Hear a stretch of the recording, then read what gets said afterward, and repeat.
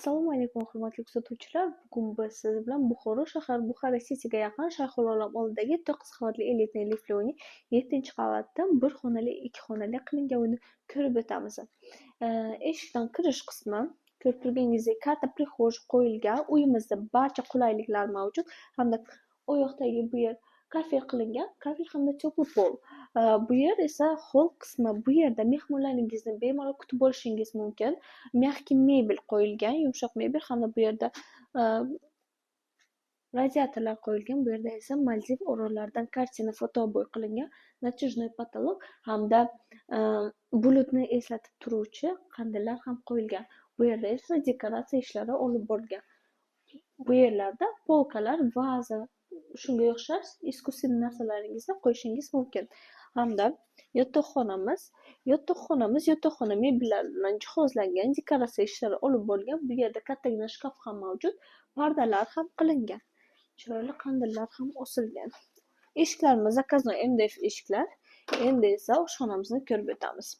Oshxonamiz ham ko'rib turganingizdek oshxona mebellar bilan jihozlangan.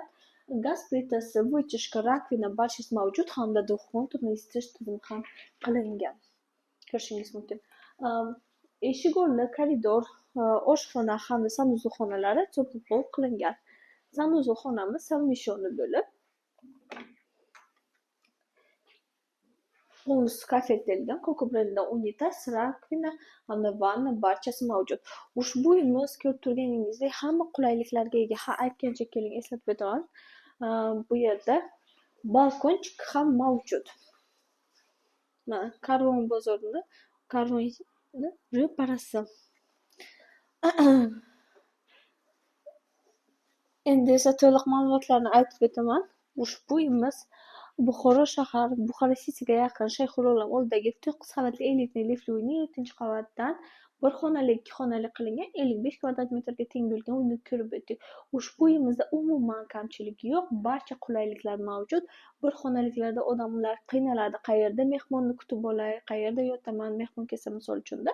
Bu yerda barcha qulayliklar mavjud, studiya formatda taxlangan uyimiz. Agar sizga uyimiz yoqqan bo'lsa, kommentariyada o'z fikringizni yozib qoldiring. Barchangizga rahmat.